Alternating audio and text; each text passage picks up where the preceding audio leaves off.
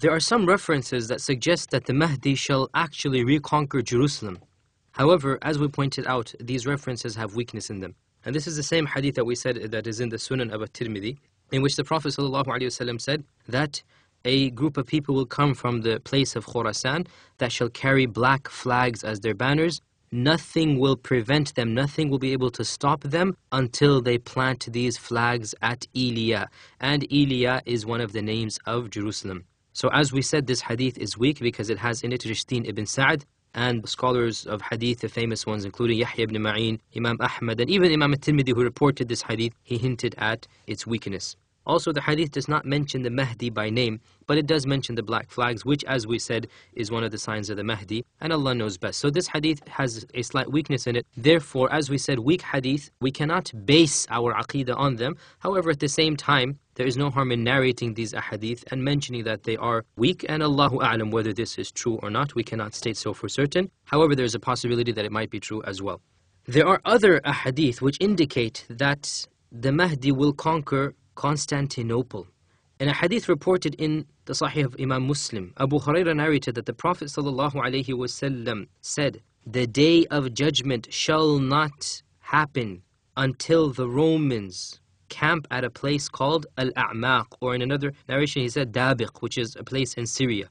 "And there shall come to meet them, to fight them, an army from Medina, and they shall be of the best of the people of the earth at that time, on that day. They shall be the best inhabitants of earth.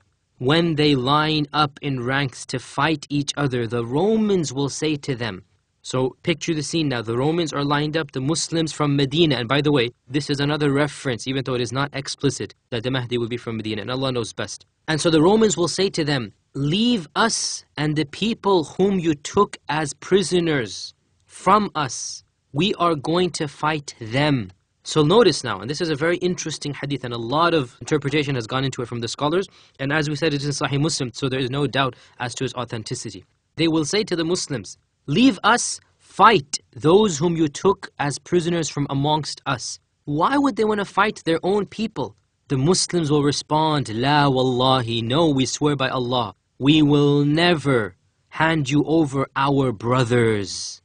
This is why the people are Muslims now. So look, something would have happened before this time. Before we go to the hadith, we explain this phrase. Something has happened, and this is one of the signs of the Day of Judgment, but because it's not related to the Mahdi, we will not go into too much detail. But apparently there will be a lot of converts from amongst the Romans. And many of these converts would have been taken prisoners before, and they would have eventually accepted Islam. When they accept Islam, they are now lining up with the Muslims against their own people, against the Romans. And the Romans are saying, "Leave us, fight." They are now angry at their own people who have left the religion. "Leave us to fight our own people whom you took as prisoners of war." The Muslims will say, "No, we will never, by Allah, we swear by Allah, abandon our brothers, ikhwanana."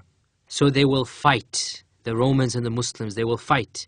And a third of them, of the Muslims, will abandon, they will flee. The Prophet ﷺ said, Allah will never forgive them. A third of them will die. The Prophet ﷺ said they will be the best of the shuhada in the sight of Allah. And a third of them will be victorious. So 2/3 of the army will either be abandoned or die. Only 1/3 will actually live through this battle. The Prophet ﷺ said, they shall never be tested after this again. So the test that they had to undergo was so severe they would never be tested after them. And he said, they will then conquer Constantinople. فَيَفْتَتَحُونَ قُسْطَنْطِينِيَّةً. Constantinople is the Constantinople, which in our times is called Istanbul. Now, this hadith might be problematic in the sense that, well, we've already conquered Constantinople and this didn't occur at the time of the conquering of Constantinople. However, as the scholars have said of our times, and even in the last few hundred years, that was the first capturing of Constantinople, and that was when it was changed from Constantinople to Istanbul. There shall be a second conquering of Constantinople. There shall be another conquering where Istanbul will be returned to the hands of real Muslims. And this is the conquering that is being referred to in this hadith. And the Prophet ﷺ also said, when they are distributing the booty, having hung their swords upon the trees of zaytun, of olive trees, shaitan will cry out in their midst that the Dajjal has appeared in your families. So the Dajjal has appeared where you left, where you thought that he would never appear, in your own families. So they would go out, returning back, and they will find that this is a lie.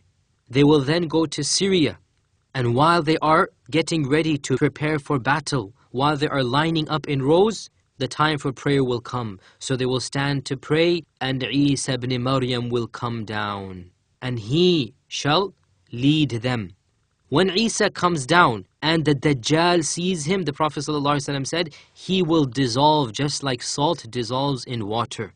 And if they were to leave him, in other words, if they were to leave the Dajjal, he will have died by his own self when he sees Isa. But they will not let him die. And Allah will kill the Dajjal through the hands of Isa. In other words, Isa will kill the Dajjal, and Isa will show the blood of Dajjal on his spear, on his sword that he has. So this beautiful hadith in Sahih Muslim, which really we can talk a lot about, but it hints, it doesn't say explicitly, it hints that the army that conquers Constantinople will then go on to Syria, and when they are lining up in rows, Isa ibn Maryam will come down, and the Mahdi is the Imam of the Muslims. So this is a hint or a reference to the fact that the same army that Isa descends upon will be the army that conquers Constantinople. And how will it conquer Constantinople? Other ahadith tell us when they are waiting outside of Constantinople, when they have surrounded it, when they have laid siege to the city, they shall not be able to attack it. It will be too fortified for them. And then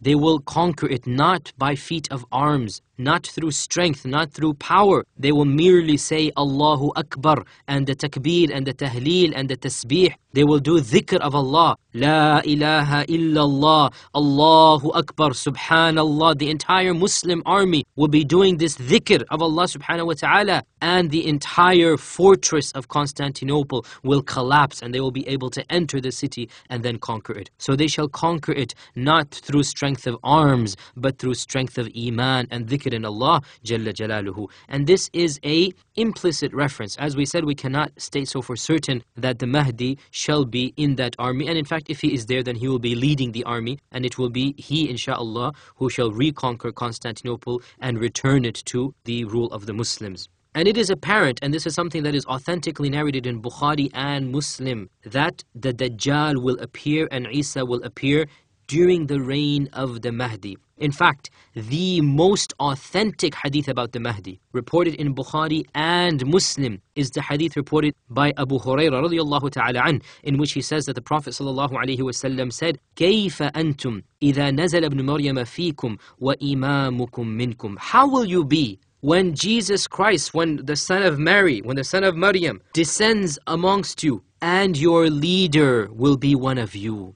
This is the only hadith that is muttafaq alayh, and that without a doubt refers to the Mahdi. Although it doesn't mention him by name, however, we know for a fact, and we'll mention some other hadith and other references, that this Imam that the Prophet ﷺ is talking about is none other than the Mahdi himself. He is telling us a day will come when Jesus Christ himself will come down, and your leader will be one of you. You will have a leader that is worthy of being a leader, and Isa ibn Maryam will pray behind him. Your Imam will be amongst you. He will come and pray behind this Imam. So this hadith is muttafaq alayh. Now there are other hadith which are muttafaq alayh which refer to the Mahdi, but not as explicit as this one. Of them is the hadith of the army that shall be destroyed outside of Mecca. We mentioned that there is pretty much no doubt that this hadith applies to the Mahdi. However, it doesn't really refer to him. On the other hand, this narration is pretty explicit that there will be an Imam from amongst you. So the word Mahdi does not appear in Bukhari and Muslim, but there are explicit and implicit references in Bukhari and Muslim to the Mahdi.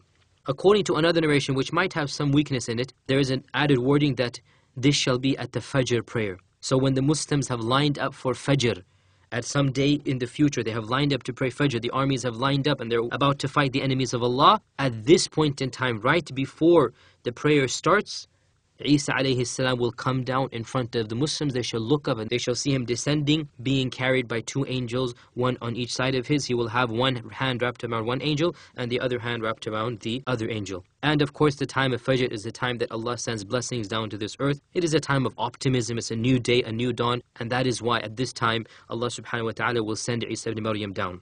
The point is, the Prophet ﷺ predicted that the Muslims shall be united under one Imam, one leader, and that Isa ibn Maryam will come down and he, this Imam, shall lead us and him in this prayer. Now, Isa alayhi salam, when will he come? he will come after the coming of Dajjal. Therefore, this necessitates that the Mahdi shall be present during the time of the Dajjal.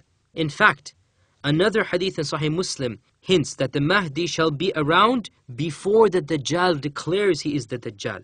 And a false alarm will be raised. Remember the hadith that we just quoted of the fact that they're going to surround Constantinople. And the shaitan will cry out to them that the Dajjal is here. They will go back to their houses and they will find that this is a lie. So the Dajjal has not yet been seen. The shaitan will scare them. Therefore, when the Dajjal is seen, obviously these people are there. So the Mahdi will be around before the coming of the Dajjal, and the Dajjal shall appear in his time.